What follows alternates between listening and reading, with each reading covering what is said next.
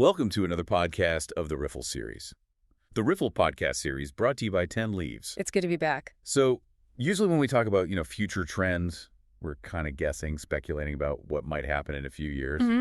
But today we're actually looking at a document from the future. Well, sort of. It's dated January 8, 2026. Right. We're looking at a circular from VARA, the Virtual Assets Regulatory Authority in Dubai. And for anyone listening who thinks, regulatory circulars are dry and boring, this one is different. Oh, it's fascinating. It basically redraws the map of who gets to play in the crypto market in Dubai. It really does. It's titled Onboarding and Classification of Qualified Investors. And honestly, reading it, it feels less like a government memo and more like, the rules for getting into a very exclusive club. That's a great way to put it. Our mission today really is to unpack how Dubai is setting up that filter. The velvet rope. Exactly, because the old days of just opening an account and trading whatever you want, they're gone. VRA is putting in a serious two-step filter. It's not just about money anymore. No, it's also about knowledge, whether you can handle the heat. That's the core of it. And this applies to all VASPs, right? Virtual Asset Service Provider. Yep. Everywhere in Dubai, even the free zones, no exceptions. The circular is very explicit on that, and it slots every single customer into one of three buckets. You're either retail, qualified, or institutional. Okay, let's forget the big institutions for a minute, the banks and funds.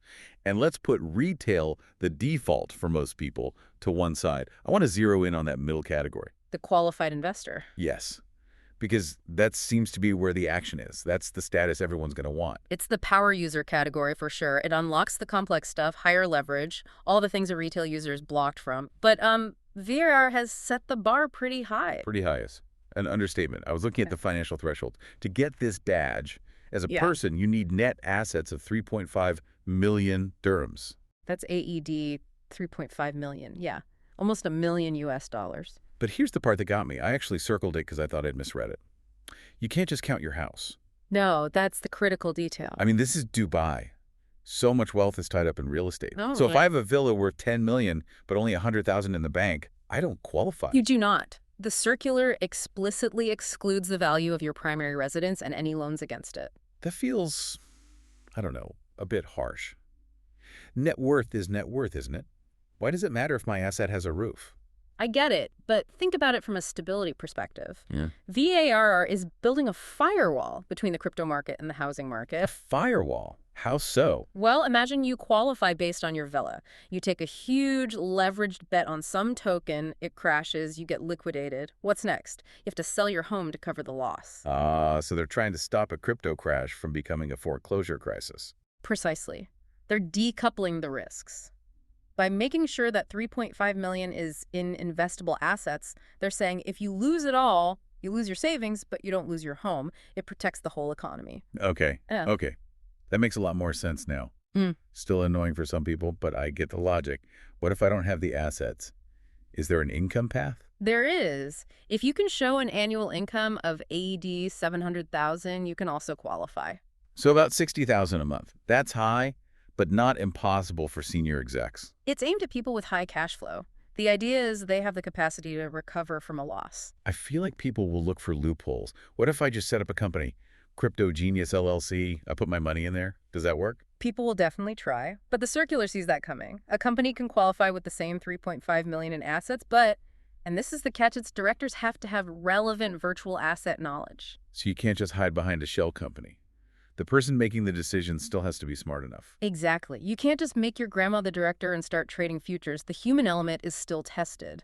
Which brings us to the second filter. We've talked about the wealth test, but VARA is saying, look, money is not enough. Not even close. Step 2 is the suitability assessment. And this is where the burden shifts to the platforms, the VASPs. They have to actually verify you know what you're doing. It's not just a tick box anymore. Right. They have to check for adequate knowledge and experience. They have to test you. And it's not just what is a blockchain, is it? The outline mentions something called risk capacity. Yes, and this is so important. It's the difference between risk tolerance and risk capacity. Tolerance is how much risk I feel like taking, and capacity is how much I can actually afford to lose. You've got it. You might have the tolerance to bet your life savings on a meme coin, but you don't have the capacity if losing means you can't pay your bills. The VASP has to verify you can handle sudden or significant losses. That's That's a really personal check for an exchange to be making. It is. It's invasive. But that's the trade-off for a regulated market. And remember, the client has to consent. They have to opt into the danger zone, so to speak. Okay, let's play this out. I've got the 3.5 million. I go to the VASP. They give me the knowledge test, and I fail. I don't know a hot wallet from a cold wallet. What happens then? And you go to the penalty box. The penalty box. I like that. VARA calls it a cooling off period. Huh? But yeah, it's a timeout. You fail the test. You cannot just take it again. There's a mandatory wait of no less than 1 week. A whole week. Yeah. In crypto, a week is a lifetime. A project can launch and die in 7 days. And that's exactly why they do it. It's an anti-FOMO rule. It stops you from rushing to get qualified because you heard some hot tip and you want to get in right now. It forces you to take a breath. To take a breath and maybe actually learn something. Because you can't just cram for the retest. Why not? I fail, I go home, I Google the answers, I come back a week later.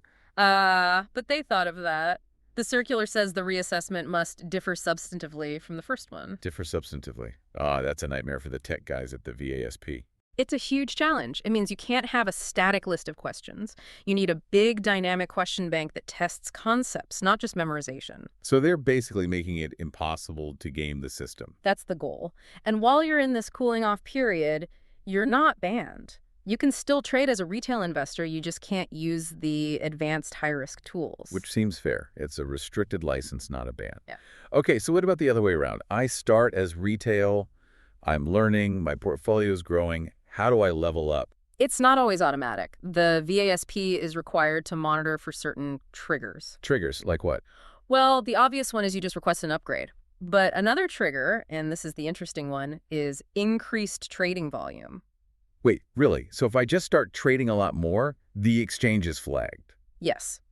If your trading behavior starts to look like that of a professional, the VASP is obligated to step in and say, hey, it looks like you're playing in the big leagues now. We need to reassess you. Is that for my protection or? It can be both. It's a check to make sure you're not in over your head, but it's also a path to getting you upgraded. But the rule is super strict. Until you pass the full reassessment, wealth and knowledge, you stay. Retail.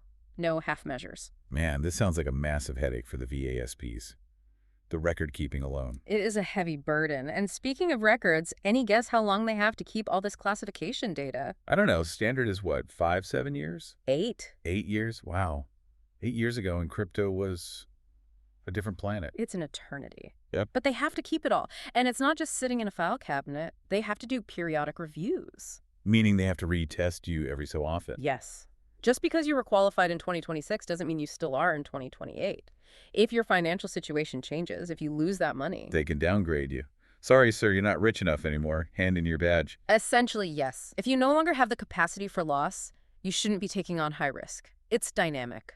And when do the platforms need to have all of this ready? The circular has one single word for the timeline. Immediately. Immediately. No grace period. No, we'll get to it next quarter. So if you're a compliance officer at a Dubai VASP on January 8th, you are having a very, very bad day. A very busy day, for sure. You have to build all this logic. Yeah. And if VARA shows up and asks for your records and you don't have them, you are in serious trouble. It really feels like a major shift. Dubai is trying to scrub that Wild West image for good. That's the bigger picture here. You can't attract serious institutional money pension funds, sovereign wealth funds, if your market looks like a free-for-all. By adding these friction points, they're making the market more boring. And boring is good in finance. Boring is stable. Boring is trustworthy. I want to push back on one thing, though, before we wrap this up. We've talked about how this protects people, protects the economy, but doesn't it also feel a bit elitist? How do you mean? Well, think about it. To get access to the products with potentially the highest rewards, you have to already be wealthy. If you're a smart young person with, say, 50,000 dirhams, but you've studied this stuff for years, you're locked out. You can't take the risk that might make you wealthy because you're not already wealthy. That is the fundamental dilemma of financial regulation, isn't it? The accredited investor problem. In trying to protect people from catastrophic losses, you also end up protecting them from life-changing gains. Exactly. It creates a two-tier system where the rich are allowed to take risks and get richer, and everyone else is told to stay in the slow lane. It's a valid criticism. It definitely creates a luxury club. But I guess the regulator's response would be? Their response would be, we'd rather you be safe and slow than fast and broke. If that smart kid with 50K gets wiped out, their life could be ruined. If the person with 3.5 million loses a big chunk, they can still eat.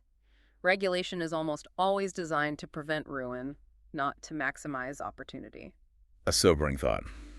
We've gone from code is law to net assets are law. Wealth plus wisdom. You need both to play now. Well, whether you're a retail investor or you're aiming for that qualified status, it's clear the rules of the game in Dubai have fundamentally changed. The filter is on. No doubt about it. Thank you for joining us on this deep dive. We hope this has helped you make sense of the new landscape. Thanks for having me.